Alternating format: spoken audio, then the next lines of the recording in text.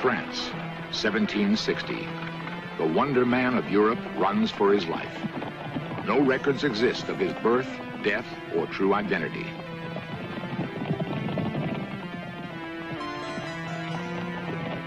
He was considered a genius in art, music, politics, and alchemy. Although he looked 40, many believed he was at least 150 years old. He called himself the Count of Saint-Germain. Others called him the man who would not die.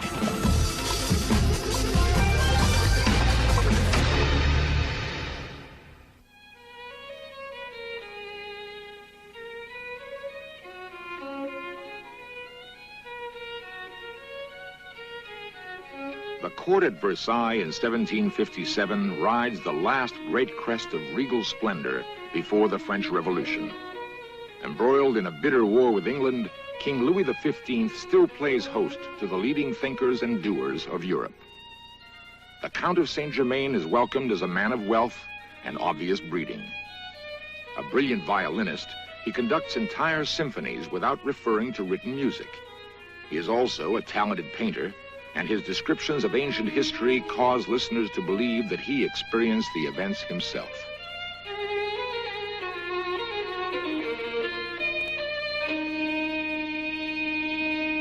In recreations based on actual memoirs, Saint-Germain fascinates the elite of France, including Voltaire, Madame Pompadour, and especially King Louis. I liked and admired the man. In his way, he was brilliant, a scientist and a historian. He amused and astounded me. Why, once he removed a large flaw from this very beautiful diamond and tripled its worth.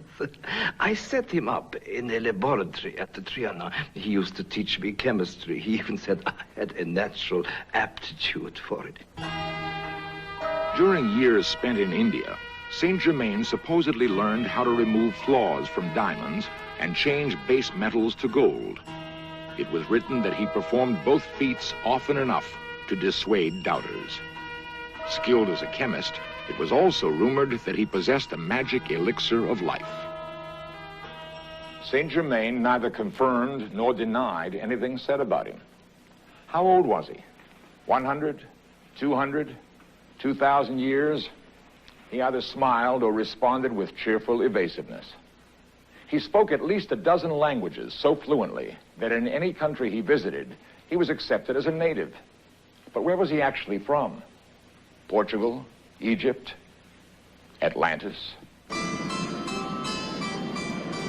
The fog-shrouded Carpathian mountains of Transylvania have hidden many legendary figures.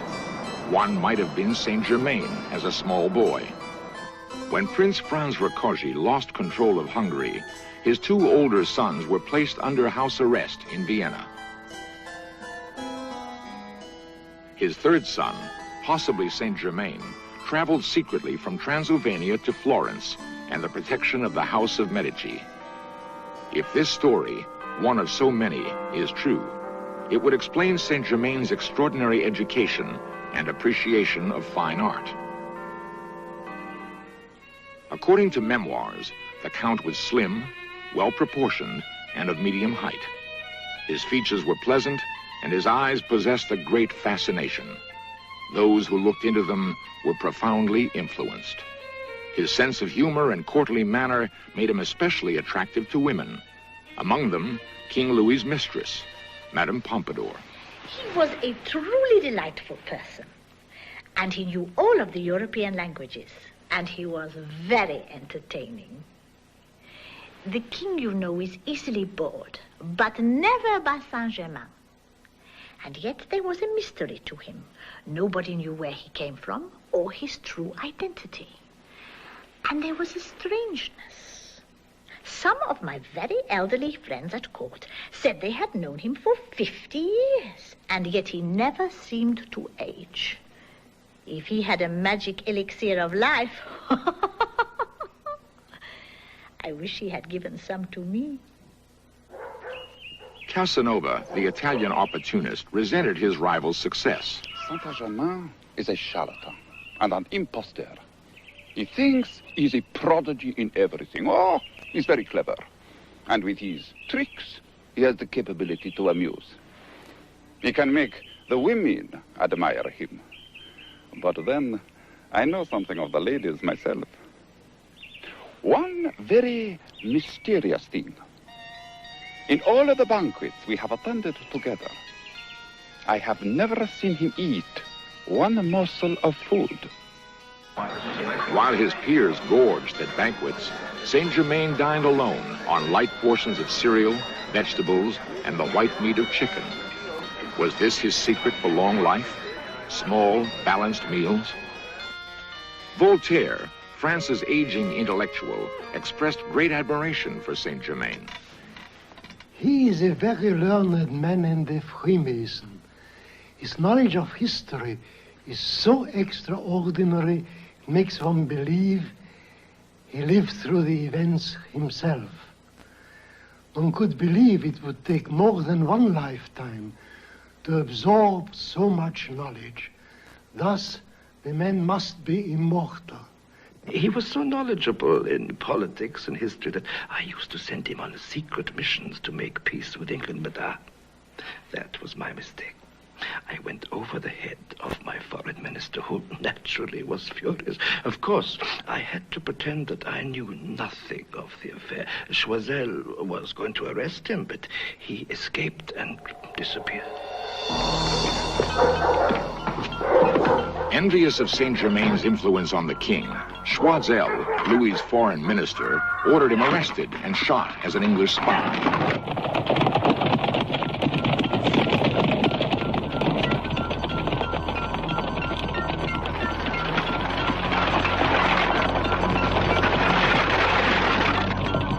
Choiseul circulated vicious rumors throughout Europe, claiming that Saint-Germain was a Portuguese of questionable parentage who married for money in Mexico and absconded to Turkey with his wife's jewels. Saint-Germain escaped to the English Channel and crossed safely to London.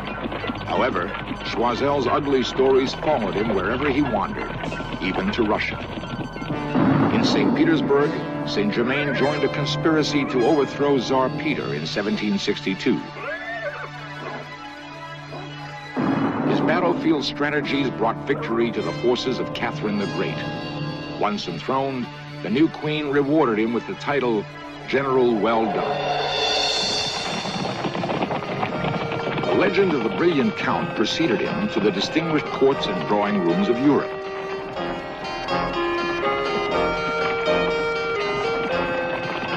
Wherever he traveled, Saint-Germain was welcomed as a scholar, a scientist, and raconteur.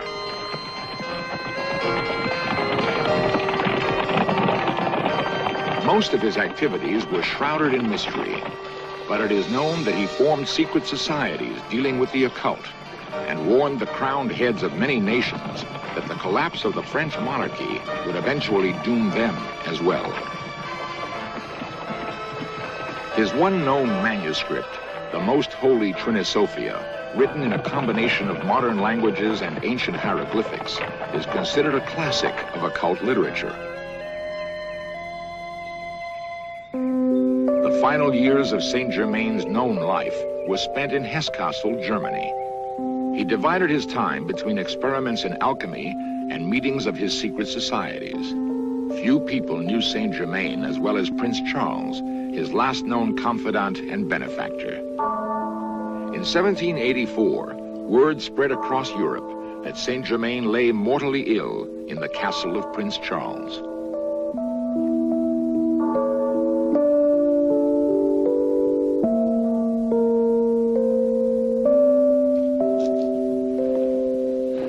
I was privileged to be a very good friend of Saint-Germain. In fact, he spent his last years here in this very castle. Some time before he died, he confided in me his true identity. He was the third son of Prince Franz Leopold Rákóczi of Transylvania. When the Austro-Hungarian Empire absorbed his enormous estates, he spirited his third son away to Italy, where he was looked after and brought up by the Medici family and attended the University of Siena. This, of course, was one of the reasons for his very charming demeanor, his aristocratic bearing, his wealth, and his great knowledge. Unfortunately, he died here in this castle. Did Prince Charles attend the funeral? No. Now you come to mention it, I didn't. I was away at the time.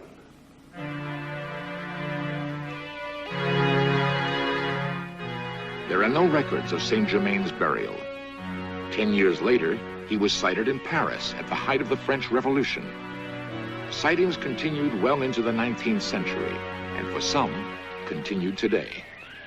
Elizabeth Clare Prophet, leader of the Church Universal and Triumphant in Pasadena, California, believes that Saint-Germain speaks to the world through her. Who was Saint-Germain is really a very important question for America and for freedom-loving peoples in every nation today. Saint-Germain has embodied again and again over many centuries, as we all have. Our souls continue to evolve and to experience on earth until we perfect our own individual calling. Back in the days of Atlantis, Saint-Germain figures as a priest after the order of Melchizedek. He was tending the flame of freedom in an ancient temple. Word came to him from his teacher that the continent would sink, and he was told to travel from the continent by ship to go to Europe in what is now the area of Transylvania, in the Transylvanian foothills, to plant the flame of freedom. Transylvania was in Hungary and is now in Romania. Saint-Germain did this, and the placing of that flame of freedom there was the beginning of the House of Rákóczi, the royal house of Hungary. According to Mrs. Prophet, this is just the beginning of a series of fantastic lives.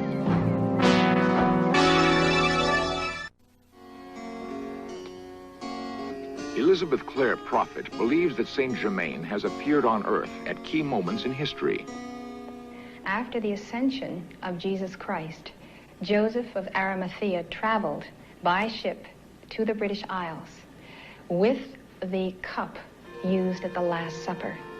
That cup became the spiritual force field for the Knights of the Round Table, the coming of Arthur. In that episode, Saint-Germain incarnated as Merlin the magician.